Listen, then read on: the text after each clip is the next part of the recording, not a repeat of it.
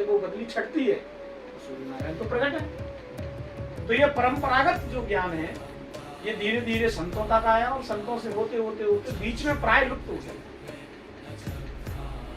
हो गया था। उसके बाद इसी ज्ञान को आगे बढ़ाने के लिए प्रभु श्री राम ने अवतार लिया इसी ज्ञान को।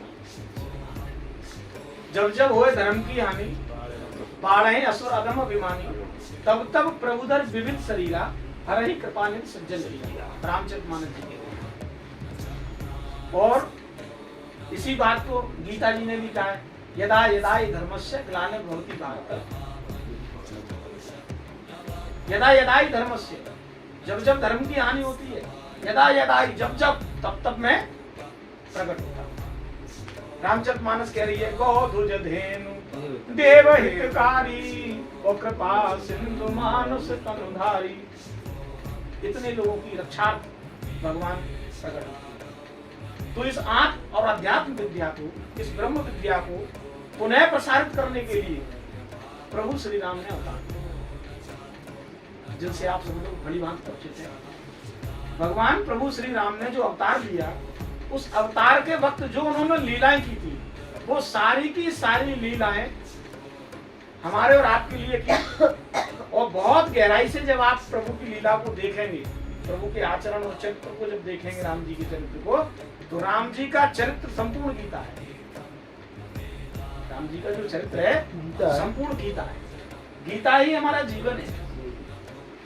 तो जो लुप्त हो गया था, जो ज्ञान, परंपरागत ज्ञान आया, सूर्य से इक्ष्वाकु, इक्ष्वाकु मनु, इक्ष्वाकु, धीरे धीरे धीरे धीरे संतों पे, फिर धीरे धीरे इस ज्ञान में मिलावट करने लगे लोग, कुछ अपना भी मिला दिया और मिलाते गए, तो वास्तविकता जो है वो लुप्त हो गई और आडंबर गहरा गया।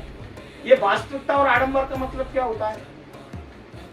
वास्तविकता का भावार्थ ये है कि जो जैसा है बिल्कुल वैसा ही आप में, समझ में और आचरण में, कथनी और करनी दोनों में एक होना चाहिए। संसारी और संत में यही तो फर्क है। संसारी की कथनी और करनी डिफरेंट है। आप ऑफिस जाते हो, आपका साहब आपको बिल्कुल भी पसंद नहीं है, लेकिन जिस समय साहब आता है कितनी नौटंकी करते हो आप। आपकी कथनी अलग हो गई और करनी अलग हो गई। साहब के सामने आप जैसा जीनियस बंदा नहीं है कोई, और साहब गए तो कहो कितनी गालियां दे दे पेट भर के, तो कोई फर्क नहीं पड़ता उसे। तो कथनी अलग है, करनी अलग है।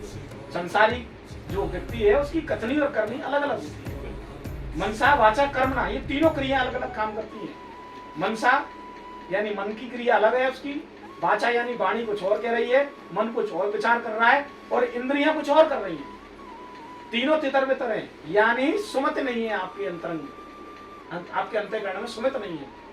और सुमित का सूत्र रामचरितमानस सुंदरकांड में दिया है कि जहां सुमति तहां संपत्ति नाना, और जहां कुमति तहां विपत्ति निधाना। अब सुमति परिवार में भी हो सकती है, कुमति परिवार में भी हो सकती है, सुमति कुमति आपके शरीर में, आपकी इंद्रियों में भी हो सकती है, सबके उड़ रही। और भगवान सुमति और कुमति दोनों के विषय में कह रहे हैं, जहां सुमति तहां संपत्ति नाना। संसार में जिसके घर में सुमति है, मान लो 4 भाई जिसके घर में है, और चारों भाइयों में आपसी सुमति है, और 20-20 हजार चारों भाई कमाते हैं। एक महीने की उनकी इनकम हो गई 80,000। 80,000 में वो भाई मिलके अगर 10-10 हजार रुपए भी हर महीने सेविंग करते हैं, तो भाई साहब उनको कौन लगता है आने वाले समय में? नहीं लगता ना। लेकिन सुमति के न होने के कारण वो 20-20 हजार कमाते हैं, और हर महीने 2-2 हजार के कर्जदार होते हैं, और जीवन में कुछ इकट्ठा भी नहीं कर पाते। ये तो हो गया आपका व्यवहारिक ज्ञान। अब आता है आध्यात्मिक। रामचरितमानस की दोनों बातें आपके व्यवहारिक ज्ञान के लिए भी है और आपके आध्यात्मिक ज्ञान के लिए। व्यवहारिक ज्ञान सबको समझ में आता है, आध्यात्मिक ज्ञान भी लोगों को समझ में आता है।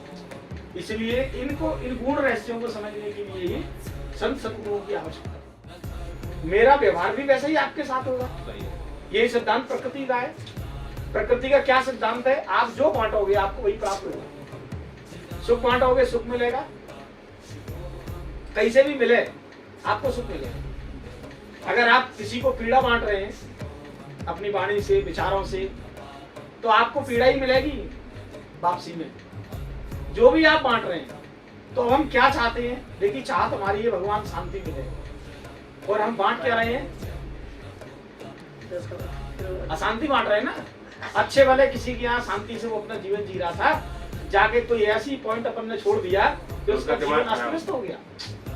बांटा हमने अशांति को है, और फिर भगवान के सामने जाके हम शांति की प्रार्थना करें।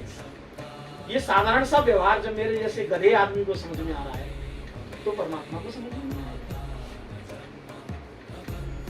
उस ईश्वर के सामने हम अपना दोगला व्यवहार प्रस्तुत कर रहे हैं, डिमांड कुछ और कर रहे हैं, बांट कुछ और रहे हैं। भगवान भी जानते हैं इस बात को। तो इस लेन देन में भगवान का कोई रोल नहीं है। भगवान कह रहे हैं मैंने स्वतंत्र बनाया है, कार्य करने के लिए तुझे मैंने शक्तियां प्रदान करी हैं, और हल्की फुल्की शक्तियां प्रदान नहीं करी हैं। भगवान कह रहे हैं अपने जैसी शक्तियां प्रदान करी हैं। आपका मन कितनी बड़ी शक्ति है, कोई सीमा नहीं। सातों ऊपर के लोग, सातों नीचे के लोग 1 सेकंड में चक्कर लगा के और आपके पास आ जाए। सेकंड तो बड़ी बात कह दी, लव निमेश में कितनी बड़ी शक्ति है, कितनी पावरफुल सत्ता भगवान ने आपको दी है।